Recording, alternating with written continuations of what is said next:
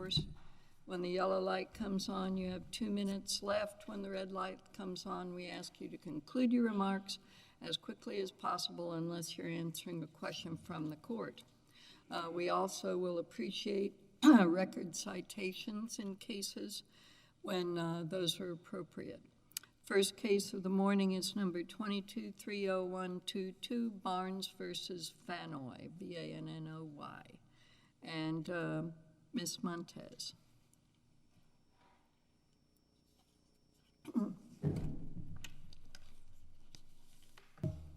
Morning, Your Honors. Morning. Speak into the mic. Sorry, is that better? Amaris Montes for Appellant Donald Barnes. With the court's permission, I'd like to reserve 5 minutes for rebuttal.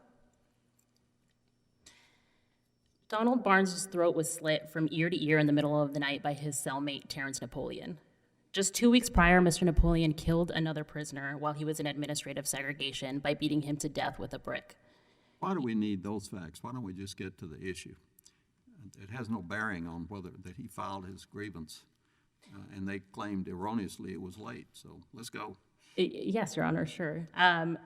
So despite being grievously injured, Mr. Barnes affirmatively engaged in the administrative grievance procedure, following all the ARP procedures correctly, including filing his grievance within the requisite 90-day filing period. In response, the grievance officers, as you mentioned, incorrectly screened his grievance and misrepresented that he filed outside of the 90-day period when he did not. Mr. Barnes's grievance... Why do you say misrepresented? Why not just erroneously? Do you know they intentionally did that to keep him from getting his grievance filed? No, Your Honor, we don't have that information on the record. It's not misrepresented. It's, as far as we know, it's just erroneously.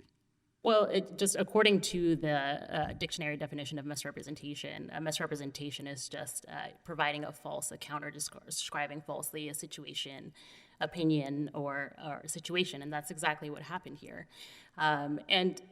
If we look at this court's case law regarding what a misrepresentation is, we can look to Davis v. Fernandez, where this court held that a grievance system was unavailable when a prison official gave incorrect information to a prisoner, that there was no second step of the grievance process when there actually was. Right, but you don't need a misrepresentation to prevail here today, do you, counsel? You just need there to be an improper screening rejection because there was an error made. Isn't that correct? Correct. We just categorize it as misrepresentation because it just clearly falls within the Supreme Court's guidance in Ross v. Blake, where a grievance system is unavailable.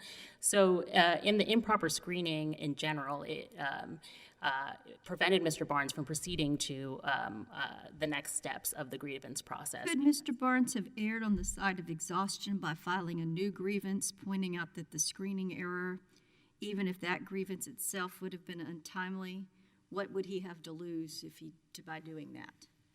Well, Your Honor, Mr. Barnes did not know that he needed to do that. If we look at the Louisiana ARP text itself under 325 I1C3, what it says is that if a request is rejected for any of the reasons listed above, then the offender must correct the noted deficiencies and resubmit the request to the ARP screening officer.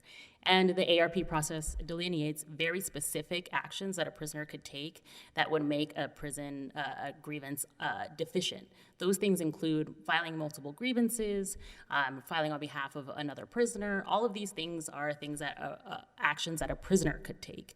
Nowhere in the ARP process does it say that prison officers' mistakes must be corrected, and that perhaps is intentional. That's absurd, isn't it?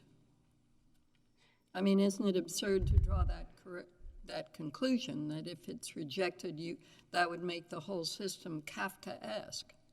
No, Your Honor. You have a right, but if the prison officer misreads your complaint, you lose your right. Well, Your Honor, I think we are just following the text of the ARP. Well, that would violate the PLRA also, wouldn't it?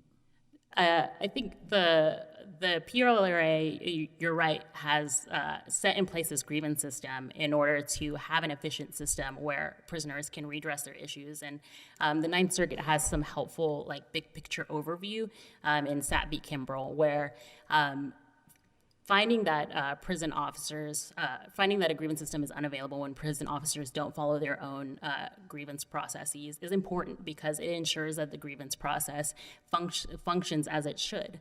And it removes perverse incentives from prison officers from improperly screening a grievance in order to avoid meaningfully engaging in the grievance process. Because if one party is just is allowed to not follow their own instructions, then it makes the instructions meaningless, and prisoners can't depend on the fact that the grievance system will function. I mean, in truth and in fact, Mr. Vannoy, is there any affidavit or evidence in the record from Vannoy himself? I'm not sure as to if there's an affidavit regarding Whether he drew the conclusion that once this was rejected, he had no other avenue. It is in the record. I can find that citation and provide it on rebuttal that he did not know that he needed to correct the noted deficiency. Well, you say he did not, you assert he did not know, but where's your evidence to support that assertion? Because in his briefing below, he stated that he thought that all of the requirements under the exhaustion was met because he could not proceed to any other step. And it's just a reasonable reading of the grievance process that when it's not listed there, that we cannot assume an instruction into the grievance process. If we look at the Fifth Circuit's opinion in Coart v. Irwin, it states that courts may not add nor subtract to grievance processes as written. And it very well could have been intentional by Louisiana lawmakers to not include an ability for prisoners to correct prison officers' mistakes, because that would honestly be many times where prisoners think that they are that the prison officers made a mistake in interpreting their grievance, and that's likely why there was no appeal process. Screening, isn't it? Yes, Your Honor. And the purpose of screening is probably the same as the purpose of our staff attorney's office, which is to interpret things that are very ill-written sometimes into ordinary English so that the review committee can actually handle them on an expedited basis, don't you think? Correct, and that's when prisoners make a mistake. But Mr. Barnes correctly filed his grievance within the 90 days. If he had filed something else according to the rules, it wouldn't have advanced either, right? If he had said, oh, well, I think they made a mistake and I want to file a further thing, the thing I asked you earlier, if he would have filed something further, it would not have gone anywhere either, would it have? Because it would have then been untimely. Yeah, exactly. Well, how do we know that? Because he received his grievance I 101. understand it said 90 days, but on the other hand, what he would say is that the fellow who did the screening erroneously calculated the date. So, I mean, how do we know that would have been rejected out of hand? In other words, it would have gone back to the screener, would it not? Well, there's no instructions for how Or to the correct a appeal. grievance. Well, And so Mr. Barnes didn't know if he should file to the ARP officer. That's just simply not in the instructions. And to require Mr. Barnes to do an additional procedure that's not in the instructions again would be adding an instruction into the grievance process and perhaps be overstepping into Louisiana lawmakers' ability to craft their own procedures when they didn't intend for prisoners to be able to correct a prison officer's mistake every time they thought that it was a mistake. don't attribute malintent. I mean, this is just an oversight, okay? This is not a deliberate gap in the rules. Well, you're right that You just don't come across cases like this very often. Yes, Your Honor, and that's exactly why even just the district court's application of saying that Mr. Barnes was required to show lies or trickery or intimidation was an incorrect standard to apply and is enough to vacate the district court's opinion because they use an incorrect standard. It's clear. Should we send it back to the district court to correctly apply the Ross factors, et cetera? Should we send it back to the district court to do that? rather than doing that ourselves if you were to prevail, assuming arguendo? Yes, Your Honor, I think that that would be appropriate if this court believed that an additional analysis needed to be made because the standard that the district court used was incorrect. And that is true in the case law of this circuit. Again, as I mentioned, Davis v. Fernandez did not have any sort of analysis into the intent of the prison officer. What relief would Mr. Barnes be entitled to here? On the merits of his claim, he is seeking damages. He's seeking damages. I don't think you can get civil damages in the grievance procedure, can you? I'll ask the state. No, Your Honor, he's not seeking, the merits of his case has to do with a failure to protect claim, which is where he would be seeking damages. Excuse me. Yep. So as I mentioned, just from the district court using an inappropriate standard, that is enough to vacate the district court's opinion. It's clear, as I mentioned, in Davis v. Fernandez that wasn't, there is no intent requirement. And actually in Ross v. Blake, they cite to Davis v. Fernandez as one example of a misrepresentation that can make a grievance system unavailable. The ample case law in the circuit, for example, in Hinton v. Martin, in Weeder v. Shaw, in Cowart v. Irwin, in Cantwell v. Sterling, all of those cases do not have any analysis into the intent of the prison officer because that's not a requirement. There's simply no support for that, and defendants don't provide any support of that in their briefing. But even on the availability question in general, it's clear that Mr. Barnes had no ability to proceed to any further step. And this court could hold that it was unavailable because it was at no fault of his own that he could not proceed to the next step. Again, the case law in this circuit supports the idea that when prison officers don't follow their own instructions, that makes a grievance system unavailable. For example, in Weeder v. Shaw, the court held that there was at least a dispute that the officers made the grievance system unavailable when they lost, or when the plaintiff submitted a grievance and the defendants seemed to have mishandled or lost the grievance. They claimed that he had withdrawn it, but they were trying to assert that even if they had mishandled it, he should have taken an additional step that wasn't in the ARP process. And the court there held that if the plaintiff was correct, that the grievance system was unavailable in that situation. And again, so holding in Mr. Barnes's favor about unavailability would just coincide with the ample case law in this circuit, where prisoners are not required to take additional steps that are not in the ARP process itself. Sister Circuit case law is also just overwhelmingly in support of this idea as well. And there are per se rules, for example, in the Third Circuit and the Ninth Circuit, that when prison officers incorrectly screen a grievance, that it makes the grievance system unavailable. You can see that in Satt v. Kimbrell, in Shiflett v. Korsniak, and other circuits hold similar ideas. In, for example, in Hill v. Snyder, the court held that prison officers can't post guessing games to figure out how to exhaust the grievance process. Are there any circuits where the person would just be out of luck? Not that I'm aware of. I have not found case law that supports that idea, and I don't think that the defendants provided that any sort of support for that understanding. And so I will just reiterate that, again, the district court used an inappropriate standard. That is enough to send this decision back to the district court. But it's clear that the defendants are trying to have their cake and eat it too. They were the ones to make a mistake and misrepresent that Mr. Barnes's grievance was filed outside the 90-day window when Mr. Barnes, who was grievously injured, still was able to file his grievance on time. And so what is the relief you're going to seek if it's remanded?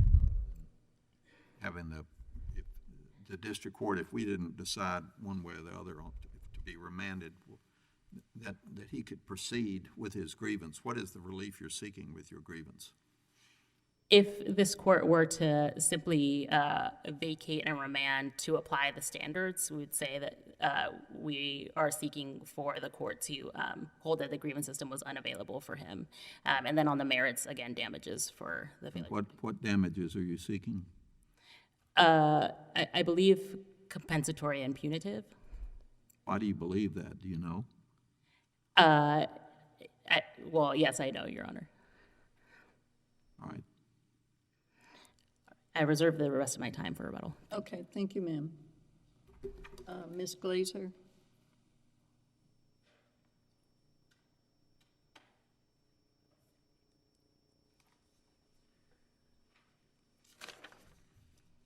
Good morning. May it please the court, Phyllis Glazer on behalf of the defendants appellees, Daryl Vannoy is the retired warden of the Louisiana State Penitentiary, Peter Lawless, John Maples, and Sean Miller. And just to start, these named defendants had no role in the processing of Mr. Barnes's ARP. And if there is a misrepresentation in the record, it's that they did. There's no allegation or evidence that any of them was involved. So there was the one ARP screening officer who made a mistake, and that was it. Now, to answer the questions. Should he have an opportunity to go back and plead against the right person if he's pled against the wrong person? If he's just learning this today? Oh, no, it's not a pleading issue. The allegation made in the briefing that the defendants, in Globo were involved with this ARP. They do have the reviewer. Right. They know who the reviewer is. Her name's on the ARP rejection. Her name's Naisha Davis. There's been no. Do you agree that there's not a deficiency in the grievance that Barnes submitted? It was not untimely, if that's. There was no deficiency in the grievance. Not that I see, no. Okay, so it should have been accepted and it was an error. Correct. And What should happen then? What should happen after it's accepted? Or Because it wasn't accepted and it was an error on behalf of the screener, what should be the result here? the result is Mr. Barnes should have gone back and resubmitted it. And that is. If he had resubmitted, it would have been untimely because his original one was rejected 101 days after the incident, and the time limit is 90 days, isn't it? The deadline is 90 days. It was rejected 101 days after the incident, but it is not guaranteed that it would have been rejected if it had been resubmitted. There's no evidence in the record to support that is speculation. And in fact, the warden has the opportunity has the authority to waive that 90-day requirement, waive it outright. Don't the rules say if you're rejected at the first level, you cannot resubmit or you cannot proceed to the second level? I mean, is there any remedy expressly written in the rules available to Mr. Barnes? There is, Your Honor.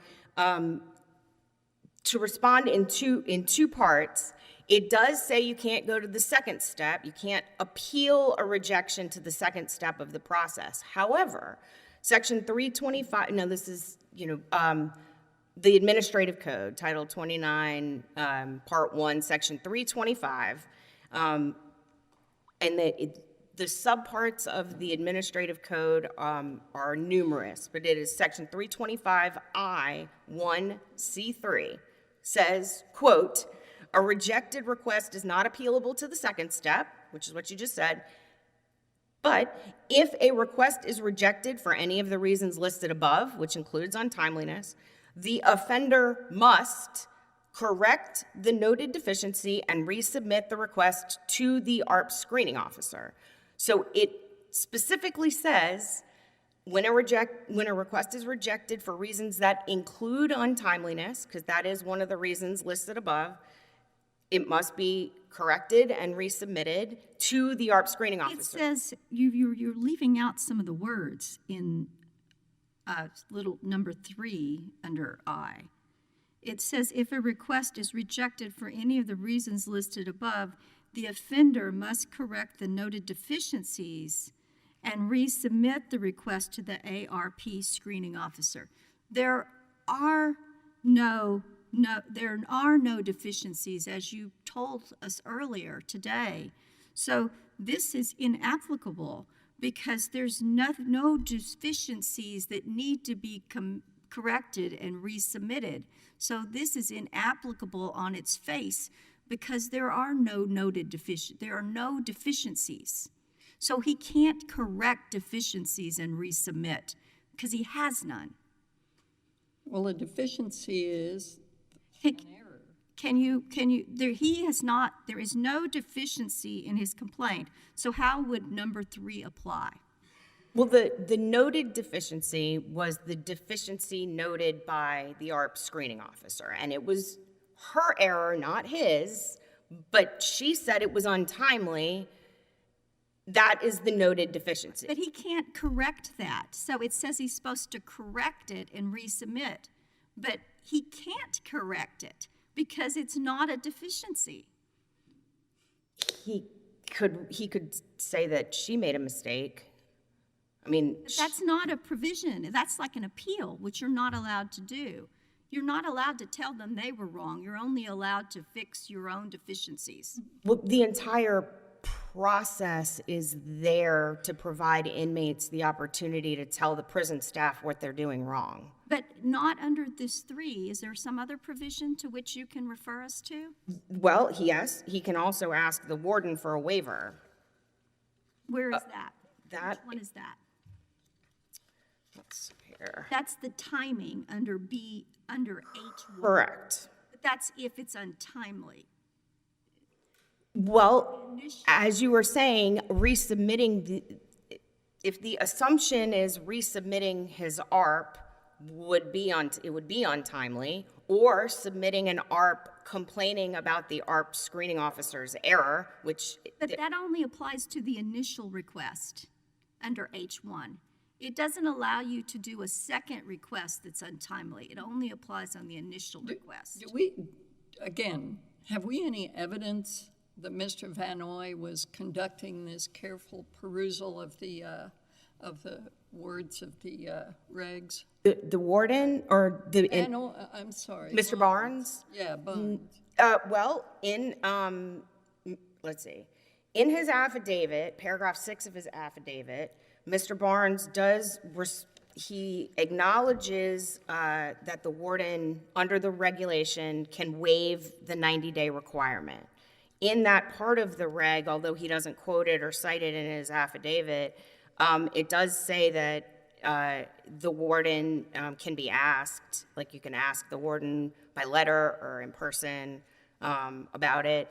You can also write a letter to the ARP screening officer. There are lots of options. I mean, that are actually in the regulations. What's the record cite for that part of his affidavit? His affidavit is, Well, if you don't have it, you can furnish it later. his affidavit's at record 224 to 26, and it's paragraph 6, which I think is on the first page of his affidavit, so 224. All righty. And that's where he talks about that once he filed his ARP, and it was timely, but it was rejected, that it only would have been processed if the warden had waived that 90-day requirement, but he didn't because the ARP screening officer didn't send it to the warden to waive the 90-day requirement. Well, is there any rule that only the screening officer can send things to the warden? No, on the contrary, the beginning of the regulation talks, there's a general policy, which is section 325F, and it talks about that the, let's see, calculate all of the subparts. F3A2, nothing in this, it helps when you print it out and it's lined up correctly, but anyway. I mean, what this proves to me is that screeners and ARP reviewers, much less prisoners, find this more complicated than, trying to line things up in the dictionary systematically. Well, I'm not I mean, I know they all boil down to common sense. I think, I'm not saying they're deficient. I'm just saying there are a lot of subsections. there are a lot of subsections, but a lot of them are repetitive, and there are a lot of subsections because each of them is very, very short. Well, the point is, if he could send a letter to the warden, hey, your screener's screwed up. Does the warden have a screener? I'll bet he does. Oh, a screener for inmate complaints? Probably, yeah. You think so? I would think the warden of Angola does a pretty thorough job of doing that, yes. Yeah. So at some point that would have gotten to the warden. But the bottom line here is that had he filed a grievance, what is the most that in processing this grievance, what do you think is the most that could be granted to him under the prison system? Money damages, compensatory, but not, well, it's You can unlike. get compensatory money damages? They can, I yes, didn't Your think Honor. you could in Texas. That surprises me. Yeah, they can. It is. For what? For his slit throat? Right, yeah, he got some stitches and a tetanus shot for that. Yes, it is. Look, may have to go back to the. Oh, there it goes. It's section 325K. It's only just the one subpart down. Money damages are available, and For the alleged failure to protect. yes, You know, your comment about he got some stitches and a tetanus shot, that's pretty pejorative. Was his throat slit? that's the way he described it. Yes, Your Honor. That's really improper for you to I apologize. describe the man's injuries after he has his throat cut in the cell, and y'all apologize to him, telling him we just had to put you somewhere. That was another allegation of his, along with the fact that his cellmate murdered somebody, which is not true. So, I mean, those are allegations. He was injured. His neck was cut. He did get treatment immediately. He did get stitches and a tetanus shot that night. He was treated and released. I mean, he was not almost killed, but he was injured and treated appropriately. In fact, by one of the defendants who, got him out of his cell into the emergency treatment personally. I mean, his allegations are exaggerated to some extent and untrue in others. So I apologize for being pejorative about his injuries. Yes, money damages are available to him. What's the top limit of money damages? I don't believe the regulation provides one. It just says the determination of quantum should be made after a formal review by the case contractor, doesn't it? For the Office of Risk Management, yes, Your Honor. Well, do they normally give money damages for personal injury? I guess my point is that I think it highly unlikely they were going to give any kind of compensatory or emotional or much less punitive damages. So this fellow was bound and determined to file a 1983 suit, right? I believe so. I mean, that's obviously what the end game here. So, if the prison remedial system wouldn't have availed him what everybody, we can all intuit is what he wants, then arguing about technicalities of exhaustion of remedies seems a little bit silly. Well, I believe the Supreme Court has examined that very question, and just even if the process doesn't provide the particular remedy or the extent of the remedy that is sought by the offender, doesn't mean that there isn't an available remedy. And here, the process does provide him, at least to some extent, the relief that he sought, which was money damages. And I'm just looking at his ARP really quickly. I believe that was that was the only relief he specifically requested, was compensatory damages. But, I mean, the process it is available, an available remedy, and there's no indication that, you know, he didn't have a remedy to exhaust because money damages are never awarded. I mean, I know money damages are sometimes awarded. I've seen it. It's, you know. Or property damage, probably. No, actually, it was a medical claim. A what? A medical person, like I would say medical indifference or medical malpractice type of situation. And just the one I'm thinking of off the top of my head. So anyway, I think that Mr. Barnes did have a remedy after the ARP was erroneously rejected. He could have resubmitted. I mean, that is what the process provides, to resubmit the ARP to correct a noted deficiency, and it doesn't specifically say what needs to be deficient.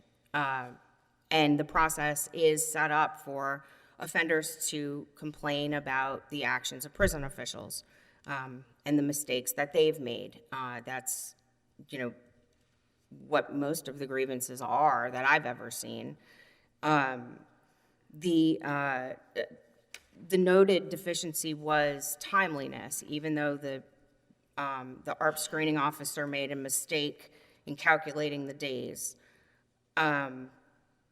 If we were to rule for your client in light of this factual record and in light of the fact that there wasn't actually a deficiency from his end to be corrected under the specific text of the language, would we be with the other circuits or not with the other circuits, or no comment either way? Yeah, I believe you would be, especially after Ross. And Booth versus Turner, which, you know, was a precursor. The court can't read, you know, special exceptions into the ARP requirement anymore. And a mistake by a prison official that's not accompanied by malice or ill will or intentional misconduct is a special situation. It's an unusual, uncommon situation. It doesn't come up a whole lot. That's why we haven't really seen many cases on point. But the ones that we have seen are mostly unpublished cases, but they're mostly cases where the offender made some effort to fix it and was rejected in his efforts to fix it. Mr. Barnes didn't do anything, nor did he say in his affidavit that he couldn't. Under Ross, isn't the prisoner saying that the remedy is unavailable? Yes, he is saying that the Under remedy is Ross, unavailable. What does unavailable mean? Well, he says that, so there are three types of situations under Ross, right? He says the first one doesn't apply, and it's the second two. The second one is that the scheme is so opaque that no one can follow it. No ordinary prisoner can discern it. And then what does Ross say about ambiguous schemes? If the scheme is so unknowable that no one can follow it, then the process is unavailable. But even Mr. Barnes doesn't say that. No, I'm quoting here. When an administrative process is susceptible of multiple reasonable interpretations, Congress has determined that the inmate should err on the side of exhaustion. Right. And in this case, Louisiana's ARP process provided him an opportunity to speak, to speak to or write the warden, to resubmit his ARP, even if it wasn't. There's nothing that specifically says he can't submit it to correct an error of the officer, of the ARP screening officer. And considering that timeliness is one of the listed reasons, one of the listed deficiencies that, if noted, can be corrected by a resubmitted ARP. There's no reason, it's not reasonable to interpret that as a prohibition, he cannot go any farther. And what's missing from the record here is any evidence that Mr. Barnes attempted to do anything else, that he spoke with somebody. A lot of the cases cited in his briefing pertain to misrepresentations by officers of the steps of the process. He didn't go talk to anybody and was told, you cannot resubmit. There's no evidence of systematic mishandling of grievances or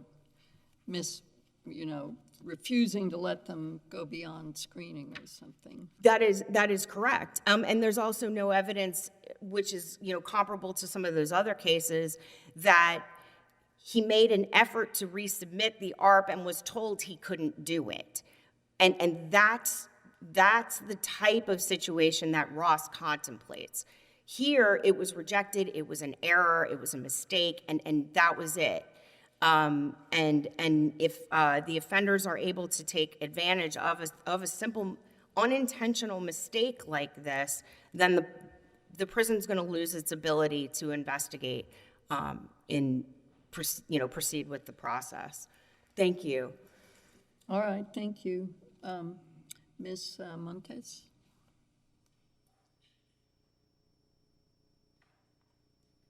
Thank you, Your Honors. It looks to me as if Ross is trying to be clear, but of course, they write a lot. So Ross is trying to steer between the Fourth Circuit on the one hand, creating, quote, special circumstances to allow exhaustion, and on the other hand saying, when administrative process is susceptible of multiple reasonable interpretations, Congress has determined that the inmate should err on the side of exhaustion.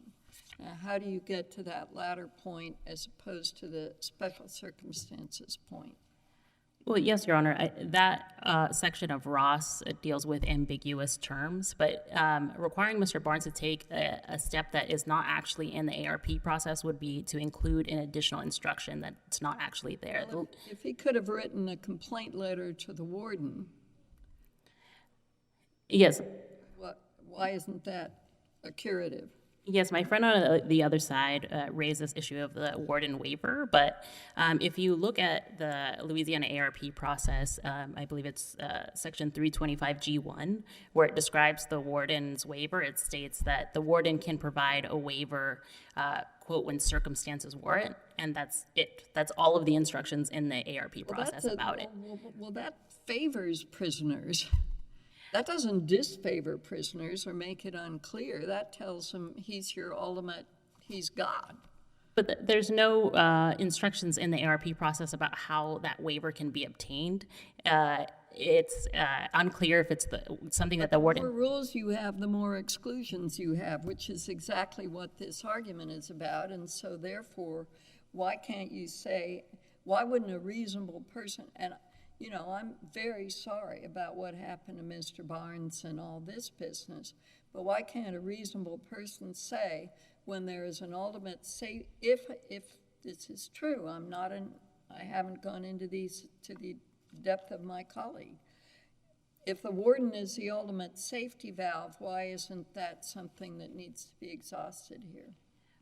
Because there are no specific instructions in the ARP process to do so. As Your Honor mentioned, the ARP process is very complicated for us, even as attorneys, let alone for a prisoner who has to navigate these things. And the Supreme Court says when there are multiple reasonable interpretations, you err on the side of exhausting. Right, and the Supreme Court also stated that when prison officers thwart prison officials' ability to fully exhaust their grievances through misrepresentation, that is an unavailability. There is no evidence of misrepresentation here. Well, the officers provided incorrect information about... Exactly. Well, that's a big difference. Error versus something more than error. And again, it prevented Mr. Barnes from... proceeding past to exhaust because there was no available step for him to take. And reading to us the sentence or the provision in the regs about you can obtain a waiver from the warden. Of course, generally you think a waiver cures an error, and there was no error by the prisoner. But what do the regs exactly say about contacting the warden? All it says is that the warden can provide a waiver when circumstances warrant. It doesn't say that prisoners can do that themselves. It could be that the warden just has it's in his own volition or in their own volition to provide that, or that it has to be through a reference to the screening officer. There's know just what? no instructions. You're familiar with compassionate release request? The law says a compassionate release request, if I'm not mistaken, go to the warden. At least they certainly do in the federal prison. You're saying that the warden never interacts with prisoners? That's absurd. No, that's not what I'm saying, Your Honor. But I mean, never mind. And I mean, it's telling that my friend on the other side doesn't know if the warden can actually screen or a grievance because, again, the system seems to be opaque if there's no actual instructions for prisoners to. You submit think to the that if warden. Barnes had gotten some handwritten thing, or Barnes's screener, Vannoy's screener, excuse me, had gotten a handwritten thing from Barnes that says this guy promised to kill me, kill his next cellmate, he slit my throat, I'm trying to file a grievance. You don't think that they made a mistake about timeliness? You don't think all that would have been raised an eyebrow in the warden's office? Well, that information is just not in the record, and presumptions need to be made in favor I of our understand that, client. but I'm just saying, if circumstances warrant, it would seem to me these would have at least said, that demands further reading. It's not like I got a bologna sandwich instead of a kosher meal. I mean, it's much, and nothing's wrong with that, but this is life-threatening. Again, Your Honor, there was no instructions for Mr. Barnes to do so. It was not his deficiency to correct. And just going back to the fact that untimeliness is also not something that can be appealable or corrected even if it was his deficiency.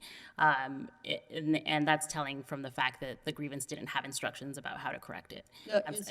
And let me just clarify, is it your position that any error in the screening process that leads to the rejection means that the exhaustion is unavailable? It's not necessarily any mistake by a prison officer. It's not, a typographical error or anything like that. It's anything that impacts a prisoner's ability to fully exhaust and move past to the next step, which is exactly what happened here. And it could depend on the facts of the situation. Again, with the timeline of when the grievance was filed and screened, he just had no available means to redress his issues. I see that my time is up, but I just ask for this court to reverse and remand for proceedings on the You merits. are court-appointed, right? No, Your Honor. All right, well, anyway, thank you. Thank you, Your Honors. All right.